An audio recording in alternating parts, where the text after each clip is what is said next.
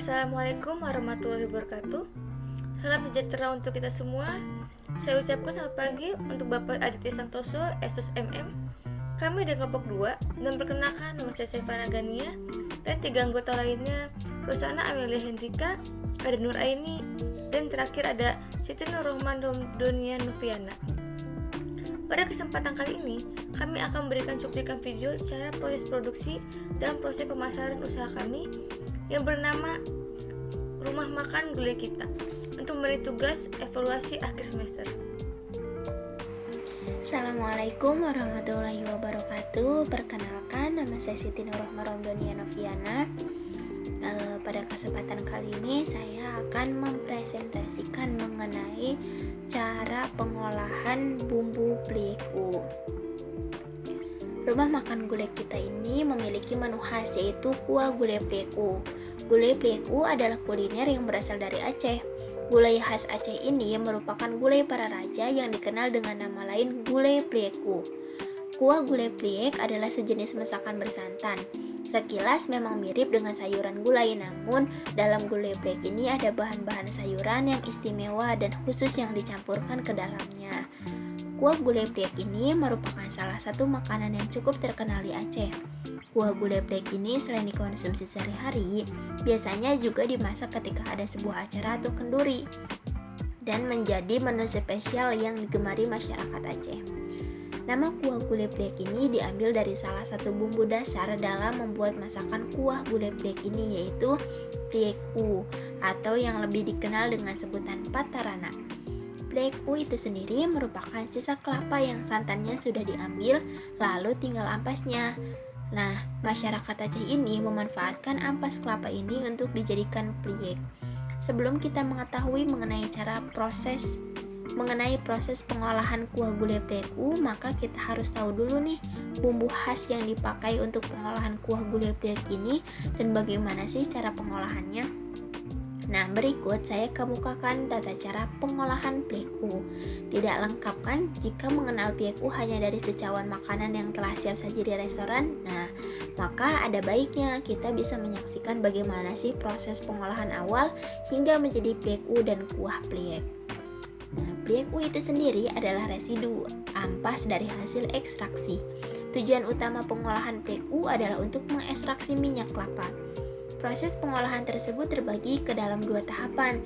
Yang pertama adalah fermentasi, yaitu kelapa yang digunakan untuk membuat pleku adalah kelapa tua yang daging buahnya itu telah keras dan mengandung banyak santan.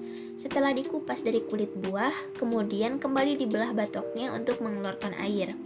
Belahan tidak sampai lepas menjadi 2 bagian, hanya untuk mengeluarkan air saja. Setelah itu, kelapa tersebut dibiarkan begitu saja selama 2 hari agar daging buahnya itu melunak dan membiarkan bakteri mengurai pati. Nah, setelah itu kelapa dikukur kemudian disimpan dalam sebuah wadah lebih 1 minggu. Setiap hari minimal 2 kali harus diaduk atau dibolak-balik. Efektifnya pagi dan sore. Dan bahan itu diaduk dengan tangan agar pembusukannya merata. Jika tidak dilakukan demikian, maka panas pada bahan tidak merata, sehingga berbiak belatung yang membuat minyak dan pleku itu menjadi tengik. Nah, biasanya setelah memasuki hari kelima, sudah terbentuk nih genangan minyak di permukaannya. Minyak ini disebut minyak simplah atau minyak kelapa yang belum terkena sinar matahari. Nah, minyak ini diyakini memiliki banyak khasiat. Yang pertama itu untuk menurunkan demam anak maupun untuk merawat kulit.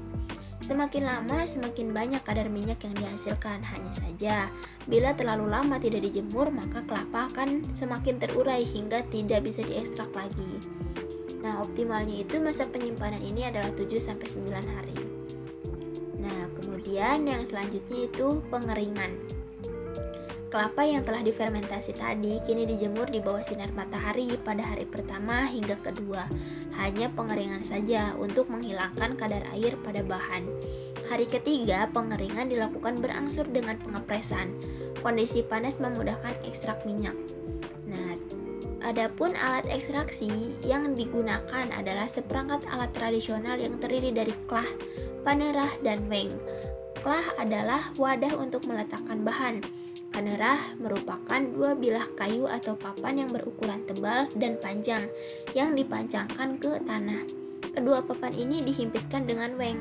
Kekuatan himpitan harus disesuaikan dengan kondisi bahan agar hasil ekstraksinya pure minyak. Pengeringan dan pengepresan ini dilakukan berulang-ulang. Jika kondisi matahari baik, biasanya hanya butuh waktu 2 hari saja untuk mengekstrak minyak tersebut. Sehingga tinggallah pliku sebagai residu ampas yang kemudian disangrai untuk dijadikan bumbu dasar pembuatan kuah pliek. Proses ini tidak sederhana, bukan? Makanya wajar bila harga pliku relatif mahal di pasaran. Nah, mungkin cukup sekian penjelasan yang dapat saya sampaikan, kurang dan lebihnya mohon maaf. Selanjutnya akan dilanjutkan mengenai proses pembuatan kuah gulai pliku sendiri. Sebelum ke video pembuatan menu spesial dari rumah makan gulai kita, saya akan menjelaskan sedikit mengenai gulai pliku. Salah satu keunikan dari masakan rumah makan ini adalah penggunaan bumbu pliku ini. Penggunaan pliku ini akan memberikan aroma yang khas, sedap, dan menggoda, serta memberikan cita rasa yang khas pada kuahnya. Selain itu, bahan yang digunakan dalam kuah gulai pliek ini adalah bahan sayuran yang istimewa dan sangat bervariasi. Selain itu juga ada kandungan gizi dalam kuah gulai pliku ini, dan baik untuk meningkatkan kekebalan tubuh sehingga baik untuk kesehatan. Jadi, makanan khas Aceh ini tidak diragukan lagi, selain untuk dikonsumsi, bagus untuk juga kesehatan tubuh kita. Kuah gulai pliek ini memiliki cita rasa yang khas. Kuahnya yang khas dipadukan dengan sayuran yang segar, membuat makanan satu ini menjadi semakin terasa nikmat. Selain itu, aromanya yang sedap tentu akan membuat kita untuk menambahnya, apalagi jika ditambahkan dengan menu ikan asin. Maka dari itu, untuk membalanskan menu makanan di rumah makan gulai kita ini, kami menyediakan pula menu teri daun melinjo yang tidak kalah nikmatnya dengan gulai pliku, dengan perpaduan bumbu pliku yang dicampurkan. Baik, tidak perlu lama-lama, mari kita simak pembuatan gulai pliku.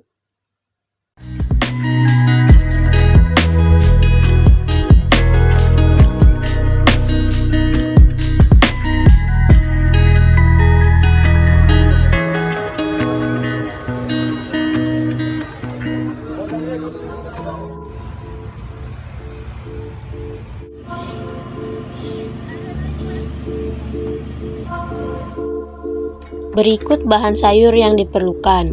Ada buah melinjo, rebung kala, kates, kacang panjang, jagung manis, daun melinjo, batang sereh, nangka muda, cabai hijau, daun temurui, daun ubi muda, terong, kangkung, dan bunga kates.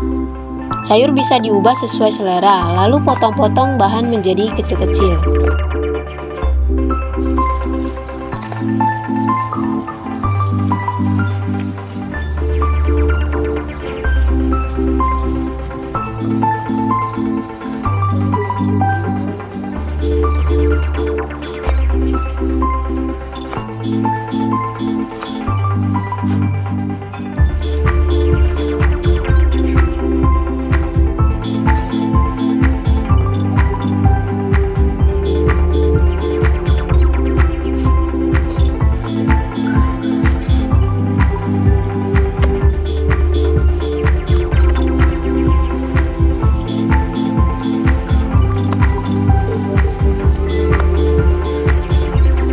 Selanjutnya adalah membuat bumbu. Bumbu yang diperlukan adalah cabai rawit, cabai kering, cabai merah, kunyit, bawang putih, dan bawang merah. Lalu bumbu di blender sampai halus.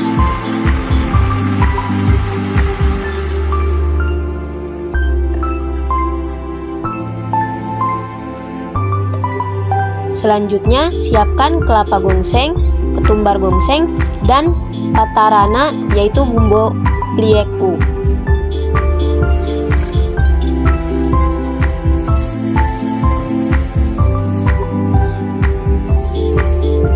Lalu blender 3 bahan tersebut dengan sedikit pati santan.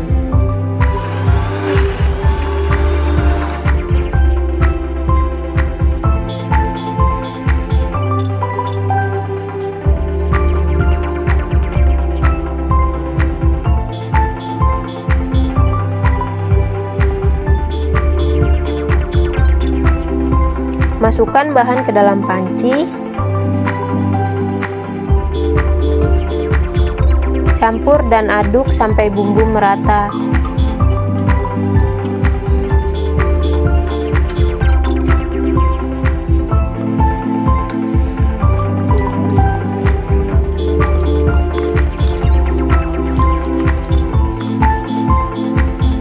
Tambahkan garam dan sedikit santan. Diaduk kembali, lalu api baru dinyalakan.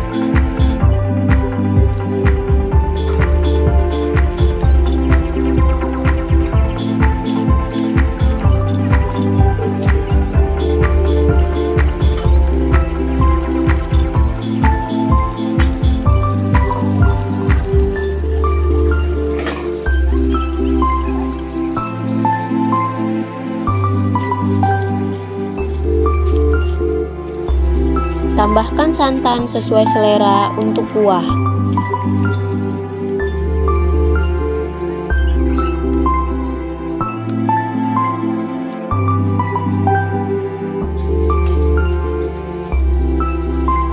Tunggu sampai santannya masak, lalu matikan kompor. Selanjutnya, gulai plieku siap untuk disajikan.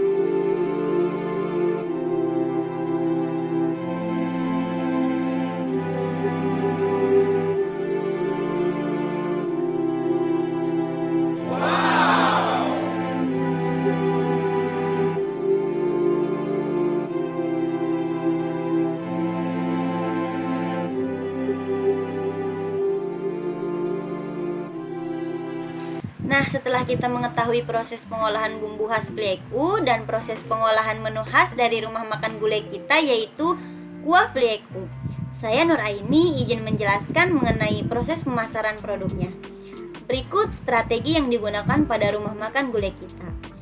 Yang pertama, menggunakan kemasan produk yang menarik.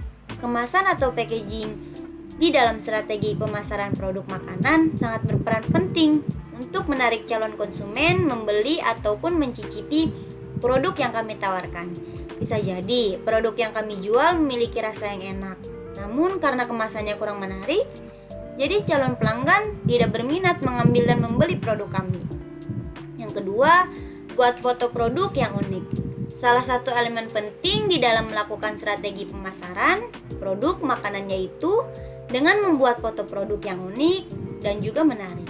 Dengan adanya visual yang menarik, orang-orang tentu akan terdorong untuk membeli produk yang kami sediakan. Gambar yang bagus, tagline yang menarik, dan copywriting yang unik pasti akan menggugah selera calon pelanggan untuk membelinya. Yang ketiga, membuat website. Website juga tidak kalah penting dimiliki dalam melakukan strategi pemasaran produk makanan di era digital seperti sekarang ini. Di dalam sebuah bisnis, website diibaratkan sebagai rumah tempat kita berdagang dan media sosial merupakan stand yang digunakan untuk mempromosikan produk kami. Yang keempat, perkuat promosi. Faktor keempat ini sering diabaikan para pelaku usaha dalam mengembangkan bisnisnya, sehingga tidak heran bila banyak bisnis restoran atau rumah makan yang akhirnya bangkrut dan tutup karena gagal dalam hal pemasaran. Oleh karena itu, kami akan aktif dalam mempromosikan bisnis ke dalam area publik, seperti media sosial, pemasaran produk dengan browser, memasang spanduk di lokasi usaha, atau mempromosikannya dengan melalui billboard yang terpasang di sepanjang jalan raya. Strategi pemasaran produk makanan melalui media sosial ini sangat efektif untuk memangkas biaya sewa tempat. Namun, makanan atau produk kuliner yang kami jual ini lebih cepat basi, akan lebih terbatas distribusinya. Jadi, akan cepat diantar melalui GrabFood, ShopeeFood, dan lain-lain. Yang kelima, bekerja sama dengan penyedia layanan pesan antar. Sekarang ini, memesan makanan melalui aplikasi sudah menjadi tren tersendiri yang cukup populer, di mana kita bisa memesan makanan melalui gadget, lalu tidak lama makanan itu akan datang diantar ke rumah kita. Yang keenam, buat promosi yang unik dan menarik. Promosi yang unik dan juga menarik akan mendorong calon pelanggan untuk datang ke tempat kami dan membeli produk jualan saya. Oleh karena itu, kami perlu membuat promosi yang dapat membuat orang-orang penasaran, sehingga mereka tertarik untuk mengunjungi rumah makan kami. Yang ketujuh, prioritaskan konsumen. Pelanggan adalah raja. Nyatanya, istilah tersebut benar adanya. Sederhananya, pembeli akan merasa sangat senang jika kita bisa memberikan pelayanan yang terbaik. Walaupun usaha makanan kami adalah bisnis rumahan, tapi kami akan tetap bisa menerapkannya, yaitu dengan memastikan ketersediaan menu yang kami jual, penggunaan bahan baku yang berkualitas baik, dan menjaga kebersihan outlet. Yang kedelapan, tingkatkan kualitas produk. Seperti yang kita pahami bahwa usaha kuliner sangat bergantung pada cita rasa yang lezat.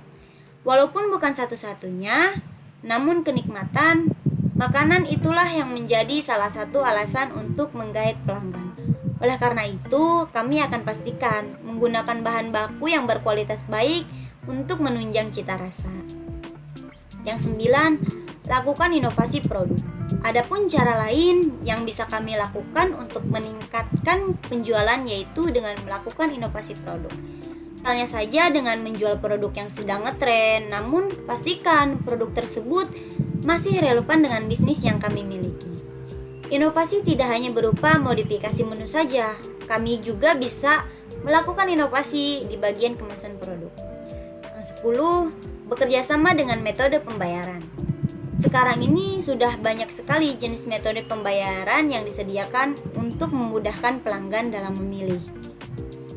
Hal tersebut turut meningkatkan kepuasan pengalaman pelanggan. Kami akan bekerja sama dengan bank untuk memberikan akses kartu debit ataupun kredit, payment gateway, dompet digital, dan lain sebagainya. Baik, sekian presentasi dari kelompok 2 yang menjelaskan mengenai proses pengolahan bumbu pliek, kuah pliek, dan proses pemasaran dari rumah makan Gulai Pliek. Kurang lebihnya mohon maaf. Wassalamualaikum warahmatullahi wabarakatuh.